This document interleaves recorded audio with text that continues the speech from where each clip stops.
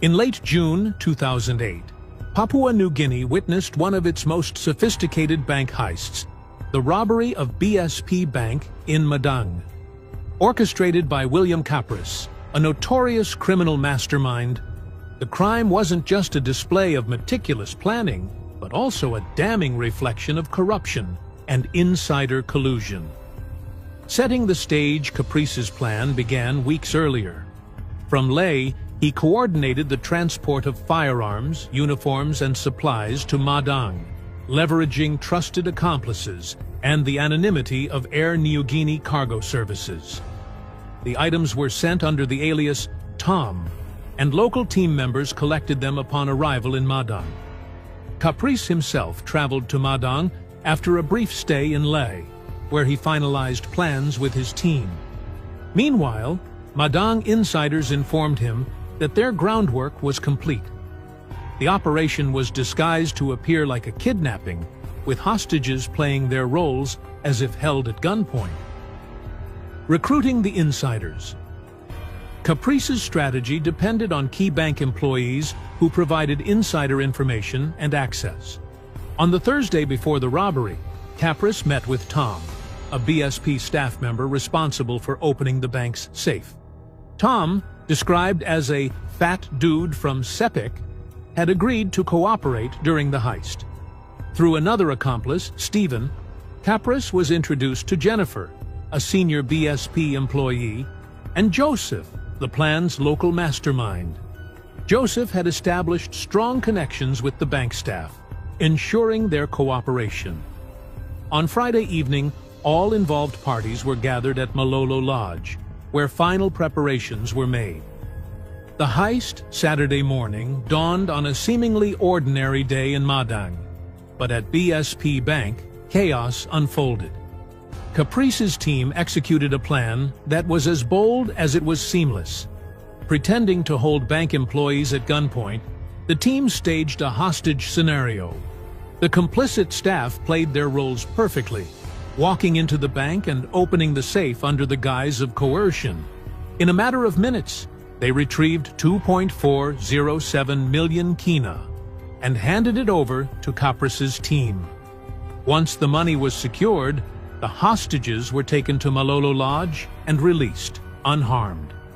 The robbery, though appearing violent and chaotic to outsiders, had been executed without a single casualty. The escaped Kapris wasted no time fleeing Madang. By Saturday evening, he was already on the road to Leh, traveling in a land cruiser. Upon arrival in Leh that night, he activated the next phase of his escape.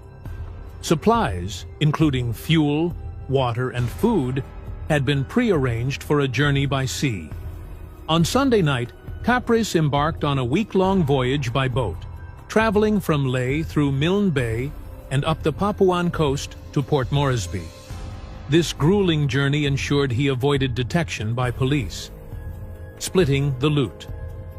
Once in Port Moresby, Kapris stored the stolen money, over 1 million kina, in the home of Tamara Topsicol Playa, his partner. The remaining funds had already been divided among his team members, each receiving 200,000 kina. High-profile politicians and figures, including Patrick Pruach, Tony Amo, and Francis Maris, were also promised shares of 300,000 kina each. These individuals had reportedly financed the heist by providing resources such as fuel and flex cards. However, Kapris retained their shares, planning to deliver them later. The downfall Kapris's well-laid plans unraveled when he was arrested by police en route to a gathering for the boat skipper who had facilitated his escape. At the time of his arrest, Kapris carried no cash. The million kina stored at Tamara's home remained untouched, though its fate after his arrest became a source of controversy. The aftermath following Kapris's imprisonment, rumors swirled about the missing money. The alleged kidnapping of Tamara's relatives was linked to the loot, though Kapris vehemently denied any involvement. He suggested that those with stakes in the money, including politicians and other accomplices, may have been responsible for the kidnapping in an attempt to recover their shares. The arrest also left high-profile figures in fear. Kapris's potential to expose their involvement in the heist and other crimes sent shockwaves through political and criminal circles, a legacy of corruption.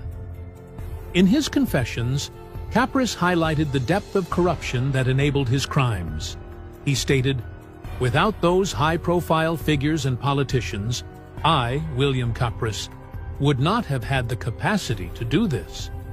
The 2008 Madang BSP bank robbery was more than a theft.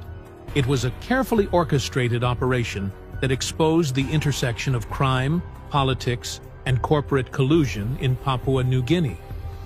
To this day, the stolen millions and the identities of all involved remain shrouded in mystery, cementing William Kapris's legacy as the mastermind behind one of the most infamous heists in the nation's history.